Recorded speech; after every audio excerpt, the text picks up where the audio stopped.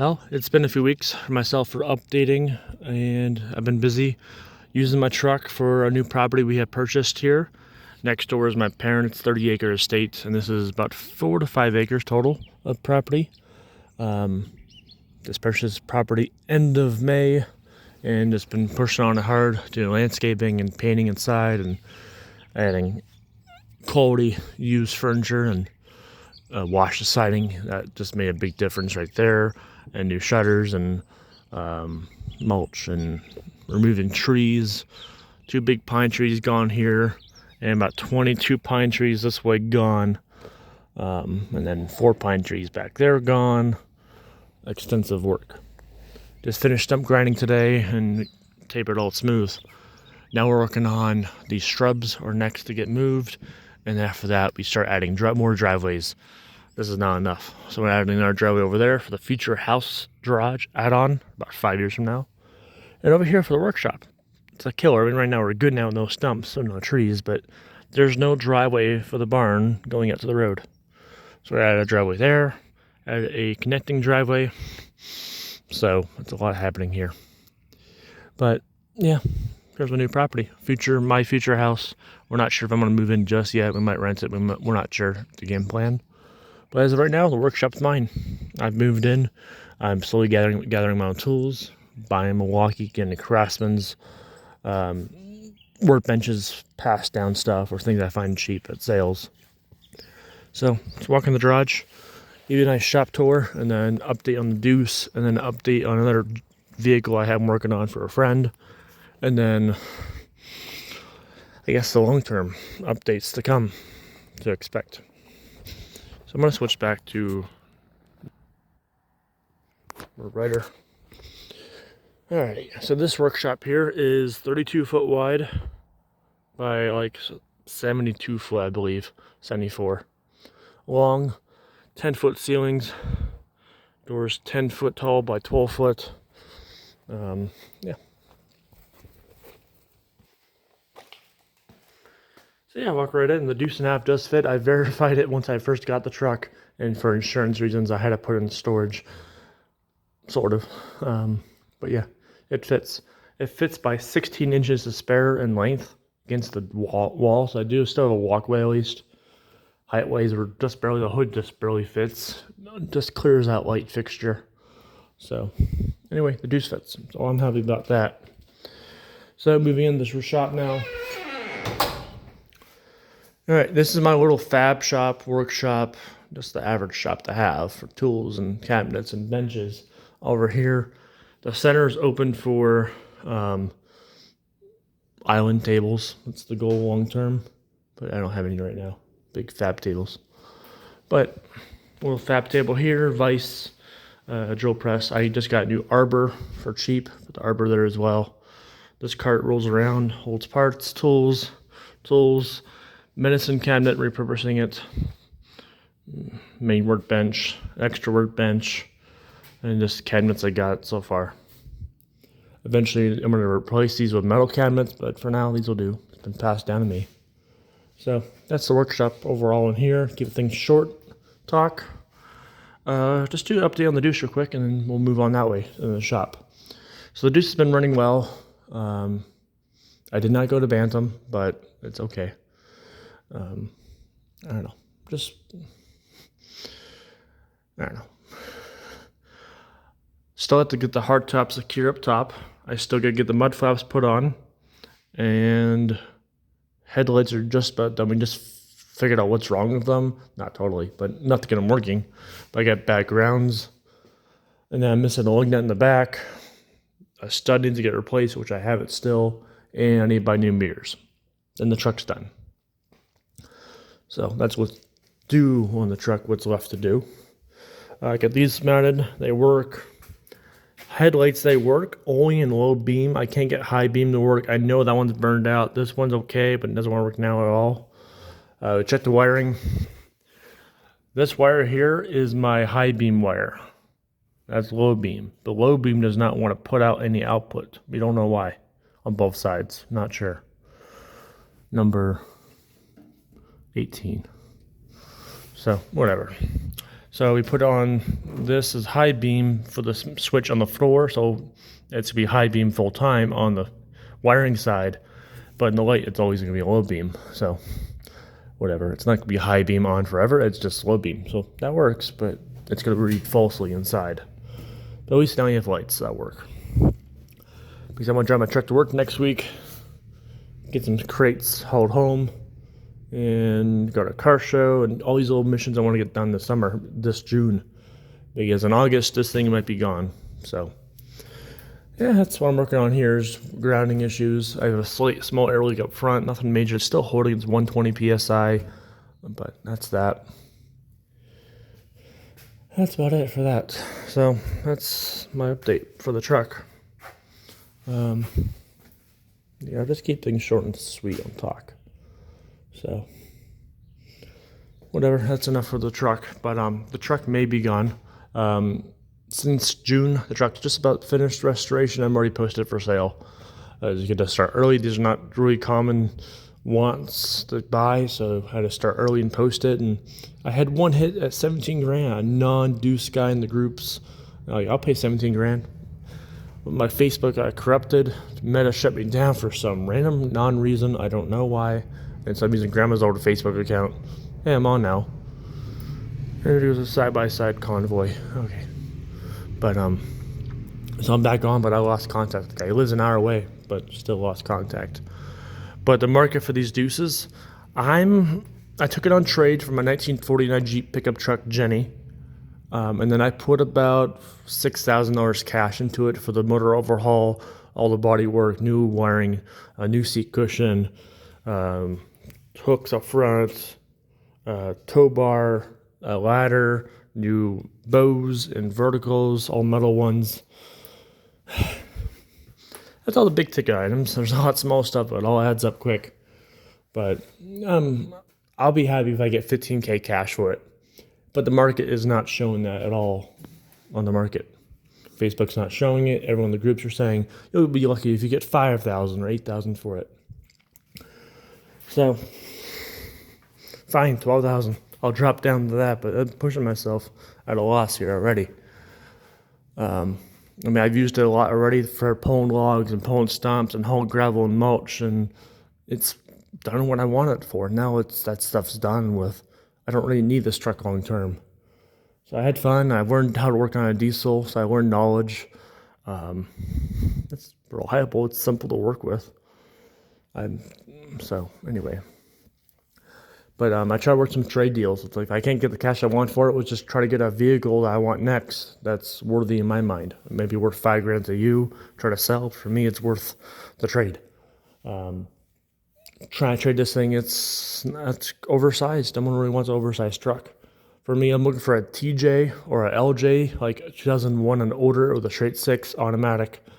That's what I'm looking for 14 gears. Trying to find one of those Jeeps. I found one TJ with a 2.5 liter, nope, pass.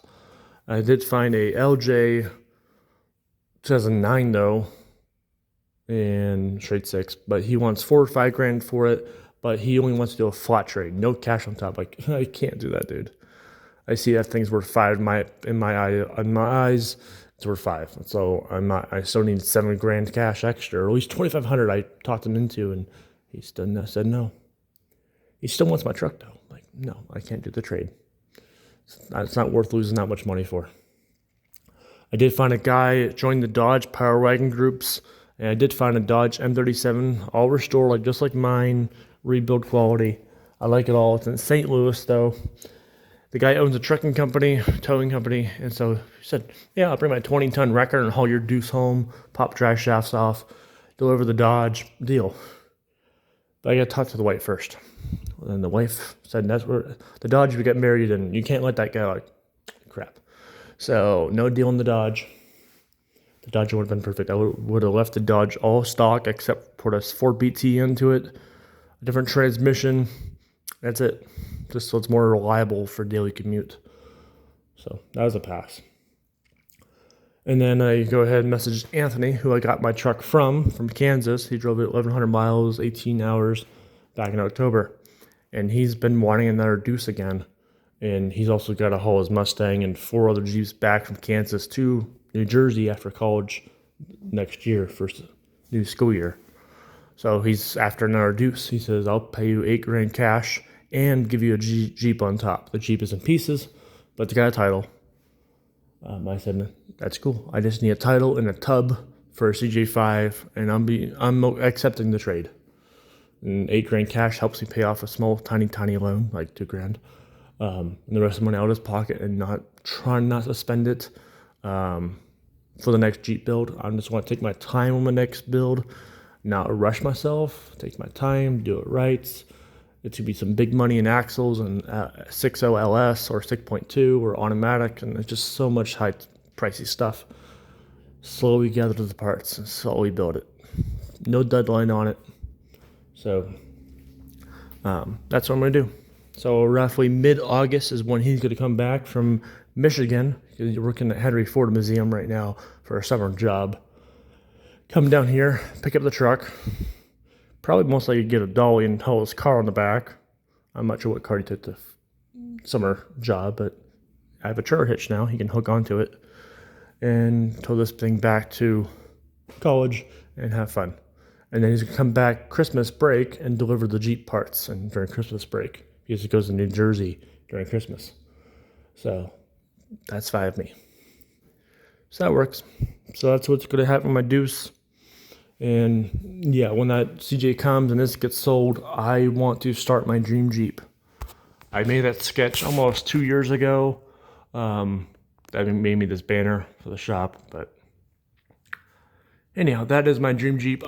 Did start that build at one point a couple years ago. I bought Humvee tires with wheels. I bought Dana 60s and a 14 bolt. I bought an M35A2, but pretty damn rusty with a title and a hard top. As far as I got with the build, but my biggest downfall I started with was I used a Chevy 2500 chassis with a LS53 with a 4L80 trying to pair it up. It should pair up. I just had trouble. I didn't want to. And then just trying to find aftermarket suspension for a Chevy 2500. Yeah, leaf springs rear, which I was okay with, but front I wanted 4-link, and I just couldn't find any except for custom work, which I don't know, and not enough friends to help me out. I don't want to pay money too much either. So I decided to go with radius arms from WFO Concepts for a Dana 60, which I have on the shelf over there still. Bad decision there. But once I started doing suspension work, I had to stop. I need help. And all my off-road guys in town, they now have created a off-road shop. They want money now instead of time. Yeah, small business, help them out. I'm broke. I don't have that much money to afford to them. Plus, I want quick times, like install parts and go, not custom builds. Not yet. So, with that discouragement, I said sell off. Luckily, I did sell all my stuff off I bought for that build and made a profit and moved on. So, that worked out. But I want to come back at this build. Now we're working a good job and sell this truck off. And now I have a nice, clean, rust-free out west CJ5 to work with. That's a big time saver, is tub rust. And then a nice clean title. So that's a good start. Now for the build up there, you see on that picture, there's a service truck bed on the back. Well, I just scored one 2 days ago. It's not here yet, but it's still in the guy's truck. It's a Chevy 2500 with a 5.3 in it. And my friend just trying to clean this place up. I got that big shelf there for free. I got an old school wheel inside here. I got a big arbor, all from him. And he says, $50, you could take that back bed. It's 6 foot long, a bit too long than I want. I mean, rooftop 10, like that's fine. You get down with a 5 foot and rooftop folds out. I could sleep inside it. It was 6 foot, I could lay in it, but it's all about the wheelbase from the build. But I'll take it for $50. So now I have a service truck bed now. Tub pending right now at the CJ5. That front grill is a 9-slot grill, which I got one. It's not going to fit 100%, but I'll make it work. So that's the body I have pretty much. Front fenders, I'll get some aftermarket AMC fenders or YJ fenders that should fit that tub. So that's that. Now as for chassis for that big build, not a Chevy chassis I'm going to use. No, I'm not going to use a Willys chassis. Heck no. Not big enough. For all my friends that have big builds, LS swap Jeeps, they all have, yeah, it's a Wrangler 4-door. So I'm going to go with a 4-door Wrangler, hopefully rust-free, find one, wait time and find a good deal and get a rust-free one. Save time on repairs. So I'm going to go with a 4-door chassis.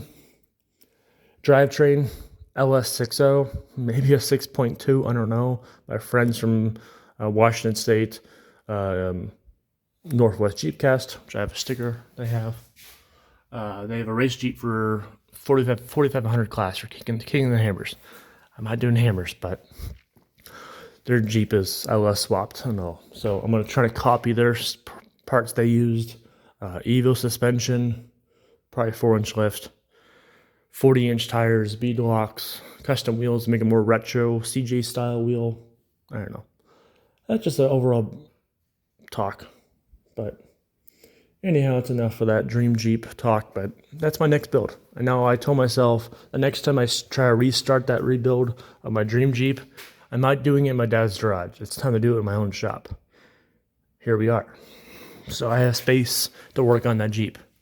It might take me 2 to 5 years. All right. So here's my other side of the shop. Turn our light on. So this side of the shop is just going to be storage for most part. I am into RC cars, drifting and rock crawling, so to make some side money and have some more side fun. This side will be a RC car playground for say, pretty much. From this crack to that wall, big drift course, polish the concrete. Have a small walkway to get through the area, have nice bridges to go across your walkway, move the bridges out of the way, walk through here. You're drifting, put the bridges in place, and drift across the bridge and drift down, a little cool effect, but yet you're not stepping on the track as you walk through here. But anyway, this little brief talk there. Over here is for now more storage, plywood storage, the tractor products here. So that's that. All right, moving on. So right here you see another Jeep here. It's not mine, it's my friend's, and he's mostly working on for the next month for him. All I'm doing is installing new brake lines, fuel lines, and possibly wiring harness on it. He's already given me all the stuff. I just got to install it all. He just doesn't have time or space to work on it. So what this is a 1941 through 43, as I know of. I don't know it's exact. He said 41. Guys online are saying it's a 42 or newer. It's a GPW Ford Jeep. Everything here is that except for the tub. The tub is a MB tub that we could figure out. And yes, it's a tailgate cut version. Someone has hacked it up. At least it's proper Jeep hardware on it. Diamond plate. Reinforced. To me, I don't like that, but shock tire mounts there. But then you have some rust right there still. So that's it for the tub. For him, he's putting a rear seat for his kids in here and do some D-Day reenactments in the Jeep. So he doesn't want it too perfect, but just wants to have brakes and fuel line and stuff working. The only thing that's big and downfall in this Jeep is the motor. The motor does run poorly, but the head is wrong. The head is a civilian CJ2A head on it, not a stock head. But it works. I do actually have a Jeep World War II head on my shelf. I picked up at a swap meet for $5, a bargain. I showed him. It is pretty well rusted and pitted. It needs a lot of machining. But I said, here, if you can give this a shot at the machine shop, go ahead. Take it. I want you to use it. If not, it's a shelf piece. So that's that.